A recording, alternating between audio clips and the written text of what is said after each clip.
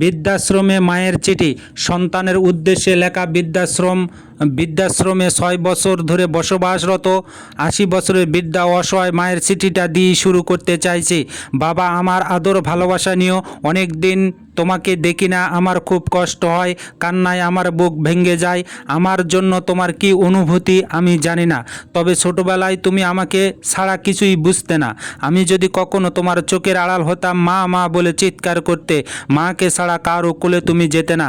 7 বছর বয়সে তুমি আম গাছ থেকে পড়ে হাঁটুতে ব্যথা পেয়েছিলে। তোমার বাবা হালের বলদ বিক্রি করে তোমার চিকিৎসা করিয়েছেন।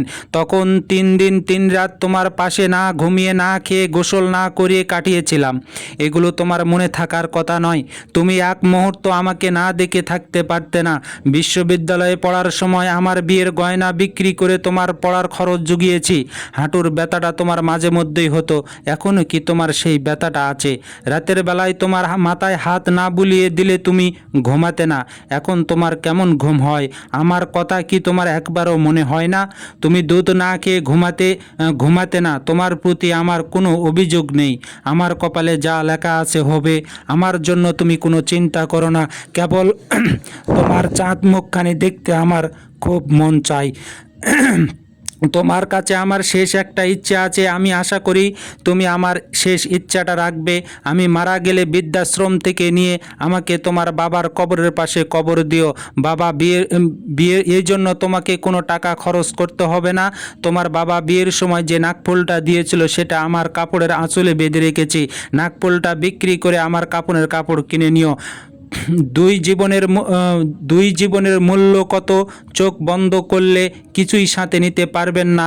কিসের এত অহংকার? আপনার ক্যারিয়ার সঞ্চয় বৃদ্ধির মোহে জীবনটা শেষ করে দিলেন। আপনার আয় কম, স্ত্রীর সাথে বোঝাপড়া হয় না, ঘরের জায়গা কম, সন্তানের পড়ালেখার সমস্যা। এই সব অজুহাতে আপনি আপনার মাকে বৃদ্ধাশ্রমে রেখে আসলেন। আপনার পৃথিবীর সবচেয়ে মূল্যবান সম্পদ আপনি হেলায় হারিয়ে ফেলেছেন। ভালোবাসা সবসময় নিম্নগামী।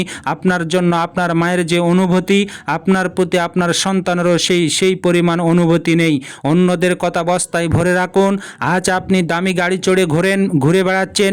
স্ত্রী, সন্তান সহ বিভিন্ন পর্যায়ে আত্মীয় স্বজন নিয়ে দেশ বিদেশে নিয়মিত যাতায়াত। বড্ড বেমানান লাগে বৃদ্ধা মাকে সাথে নিতে। অনেক তথাকথিত উচ্চ পর্যায়ের ব্যক্তিত্ব মা বেঁচে আছেন, সে কথা বলতেই লজ্জা পান। আবার পরিচয় করিয়ে যদি দেওয়া লাগে। মাঝে মাঝে মনে হয় আমাদের মায়েরা সন্তান মানুষ করতে গিয়ে বড় ধরনের ভুল করে থাকেন। সন্তানের জন্য এত কষ্ট করার কি দরকার?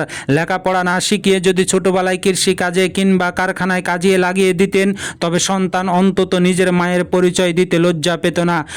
তৎকালীন ওলিদের সর্দার হজরত বায়েজিদ বোস্তামি রহমাতুল্লাহ বলেন, আমার যতটুকু যা সম্মান ও মর্যাদা তা আমার মায়ের আন্তরিক আশীর্বাদেরই ফল। একদা বায়েজিদ রহমাতুল্লাহ এর মা শয্যায় শায়িত ছিলেন। ঘরের দরজা খোলা ছিল। ঠান্ডা বাতাস ঘরে প্রবেশ করার কারণে তিনি বায়েজিদকে ঘরের একটি দরজা বন্ধ করতে বলে ঘুমিয়ে পড়লেন। বায়েজিদ রহমাতুল্লাহ দুখানি দরজার সমস্যায় পড়ে গেলেন, কিন্তু মায়ের কাছে জিজ্ঞেস করতে গেলে তার ঘুম ভাঙতে হবে। এই চিন্তা করে বায়েজিদ রহমাতুল্লাহ কিছু সময় একটি দরজা খুলে অন্যটি বন্ধ করে রাখলেন এবং কিছু সময় পর বিপরীত দরজা বন্ধ করে অন্যটি খুলে রাখলেন। দরজায় এভাবে সারা রাত কাটিয়ে দেবার পর মা ঘুম থেকে উঠে বায়েজিদ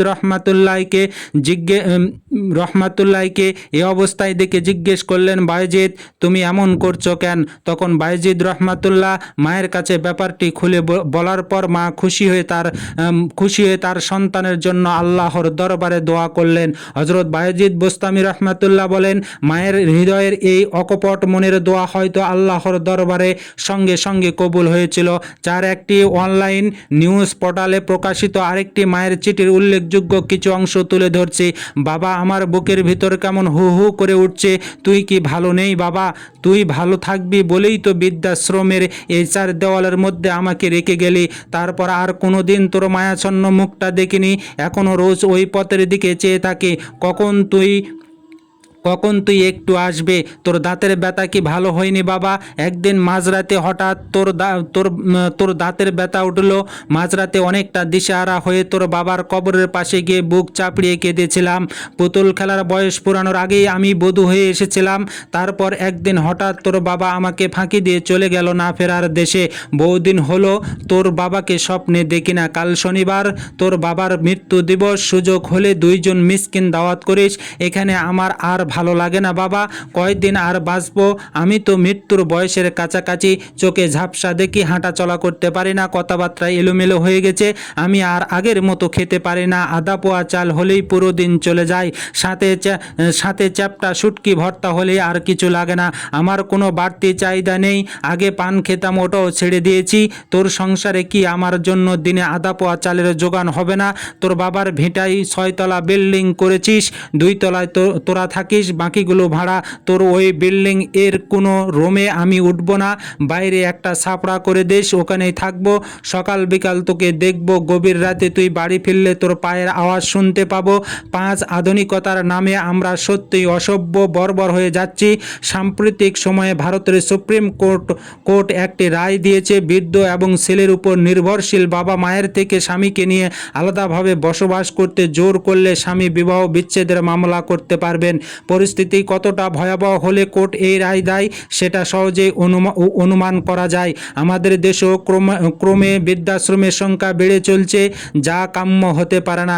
এখনও যেসব সন্তানের চিন্তা শক্তি নষ্ট হয়ে যায়নি, তারা তাদের অসহায় মায়ের কথা একটু চিন্তা করুন। বয়স কিন্তু কারো কমছে না।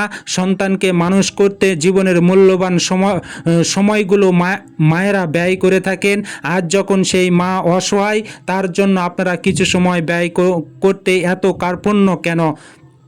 ধন্যবাদ সবাইকে। গল্পটা যদি আপনাদের ভালো লেগে থাকে তাহলে লাইক, কমেন্ট এবং শেয়ারের মাধ্যমে অন্যদেরকে দেখার সুযোগ করে দেবেন।